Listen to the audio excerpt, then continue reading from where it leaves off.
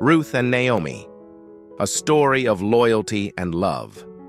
Long ago in the land of Moab, there lived a woman named Naomi. She was not from Moab. She came from Bethlehem in Judah. Naomi had traveled to Moab years earlier with her husband and 2 sons to escape a terrible famine. Life in Moab had started well. Her sons grew up and married Moabite women, Orpah and Ruth. But then, sadness struck. First, Naomi's husband died. Then, both of her sons died too. Naomi was heartbroken. All that was left of her family were her 2 daughters-in-law. One day, Naomi heard that the famine in her homeland was over. She decided to return to Bethlehem. As she prepared to leave, Ruth and Orpah packed their things to go with her. But Naomi stopped them. "My daughters," she said, "you have been kind to me, but you should stay here, in Moab, with your families. You are still young. You can marry again and have a new life." At first, both women cried and said they wanted to go with her. But after more urging from Naomi, Orpah kissed her goodbye and returned home. Ruth, however, clung tightly to Naomi. "Don't ask me to leave you," Ruth said. "Where you go, I will go. Where you lived, I will live. Your people will be my people, and your God will be my God.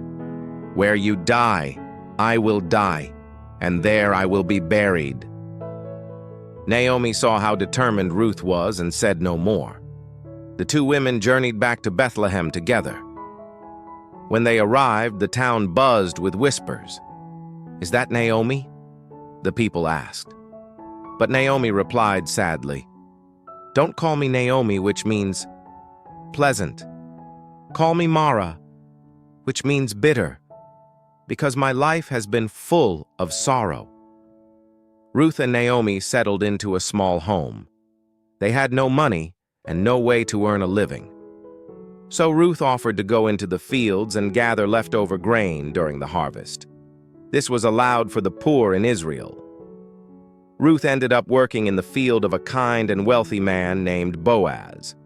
Boaz noticed her and asked about her. When he learned how loyal she had been to Naomi, he was deeply moved. He told Ruth she could gather all the grain she needed and even eat with his workers. When Ruth told Naomi about Boaz, Naomi smiled for the first time in a long while. Boaz, she explained, was a relative of her late husband. According to custom, Boaz could become Ruth's guardian redeemer, a man who could marry her and care for both of them. Following Naomi's wise advice, Ruth approached Boaz and humbly asked for his protection. Boaz was honored by her request. After clearing some legal matters, he married Ruth. God blessed Ruth and Boaz with a son named Obed. Naomi held the baby in her arms and felt joy return to her heart. Obed would grow up to be the grandfather of King David, and from his line, generations later, Jesus would be born. Ruth's love and loyalty changed her life, and Naomi's too, forever.